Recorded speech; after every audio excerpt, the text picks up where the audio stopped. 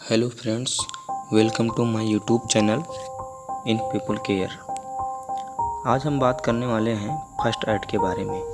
First aid क्या होता है, इसका इंट्रोडक्शन क्या है, इसके ऑब्जेक्टिव क्या हैं, इसका रिक्वायरमेंट क्या है और इनमें कौन कौन सी चीज़ें आती हैं, उन सभी चीज़ों का डिस्कस आज हम इस वीडियो में करेंगे। ये वीडियो की शुरुआत करते हैं।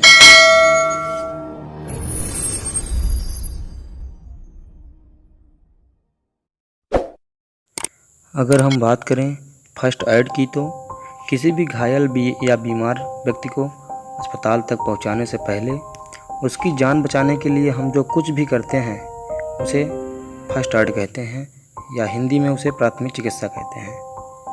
उस आपातकाल में पड़े हुए व्यक्ति की जान बचाने के लिए हम अपने आसपास किसी भी प्रकार का जो वस्तुओं का उपयोग करते हैं, जल्द से जल्द उसको आराम मिल सके, जिससे वो फर्स्ट एड के अंतर्गत आती हैं। अब हम बात करते हैं फर्स्ट एड के ऑब्जेक्टिव के बारे में। पहला ऑब्जेक्ट ये होता है कि घायल व्यक्ति को जान बचाना चाहिए, बिगड़ी हालत से उसे बाहर निकालना चाहिए तथा उसके तबीयत के सुधार में बढ़ावा देना चाहिए। और अगर हम बात करें इसके प्रिंसिपल की, तो सांस की जांच करें और सभी ABC नियमों का पालन करें। अगर चोट लगी है और रक्त बह रहा हो तो जल्द से जल्द रक्तस्राव को रोकें। अगर घायल व्यक्ति को सदमा लगा हो, उसे समझाएं और उसे सांत्वना दें। अगर व्यक्ति बेहोशी अवस्था में हो तो उसे होश में लाने की कोशिश करें, उसके ऊपर पानी की छींटे मारें। अगर कोई हड्डी टूट गई हो तो उसे सीधा करने का प्रयास करें और दर्द को कम से कम जितना कर सके उतना करें।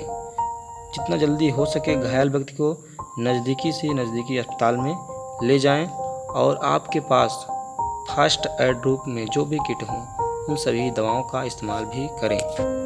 अब हम बात करते हैं ABC रूल क्या होता है। A का मतलब होता है एयरवे, B का मतलब होता है ब्रीदिंग, C का मतलब होता है सर्कुलेशन। इन सभी नियमों का हमें फर्स्ट एड में पालन करना चाहिए।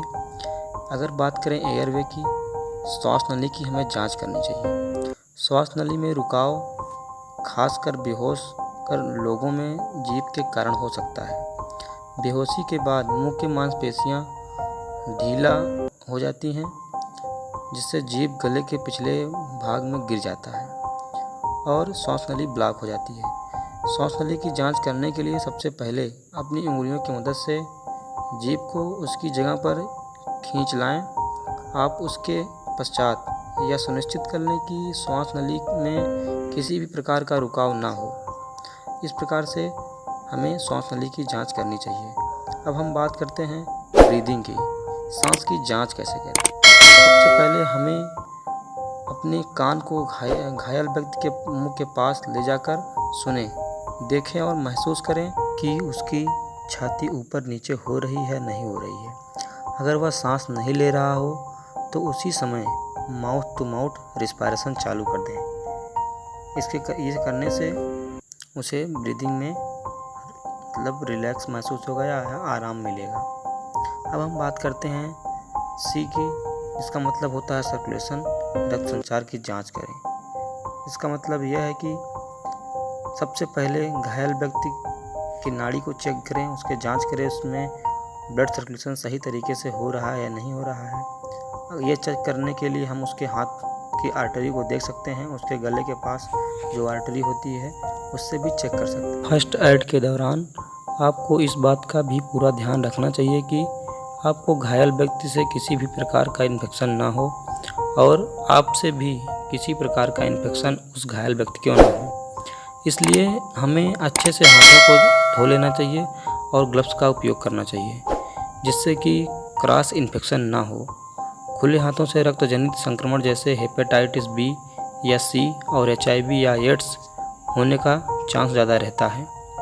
यह वायरस बीमारियां किसी भी एक व्यक्ति के खून से दूसरे खून में मिलने से हो सकते हैं।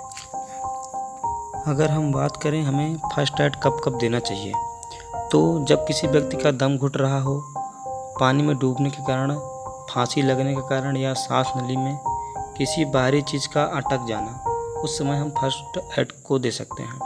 हृदय की गति रुक जाए या हार्ट अटैक आ जाए, खून का बहना हो, शरीर में जहर का असर होना, जल जाना, हीट स्ट्रोक, शरीर में पानी की कमी हो जाए, बेहोश या कोमा, मोच लग जाए या हड्डी टूट जाए और किसी जानवर के काटने पर हम फर्स्ट एड दे सकते हैं। अब हम बात करते हैं फर्स्ट एड कंटेंट के बारे में कि क्या क्या फर्स्ट एड में होना चाहिए।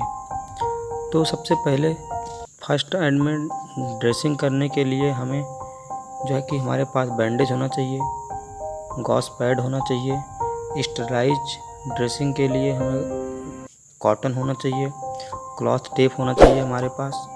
और अगर मेडिकेशन की बात करें तो हाइड्रोकॉर्टिसोन ऑइंटमेंट होने चाहिए, एंटीबायोटिक्स ऑइंटमेंट्स होने चाहिए, एंटीसेप्टिक्स ऑइंटमेंट्स होने चाहिए और कुछ पेनकिलर्स दवाइयाँ होनी चाहिए और 3 इंच 4 इंच के वाइड के बैंडेज होने चाहिए रोल करने के लिए। स्टेराइज गॉज पैड होना चाहिए, ट्रायंगुलर बैंडेज होने चाहिए। इन सभी चीज़ों का इस्तेमाल फर्स्ट एड में हम कर सकते हैं।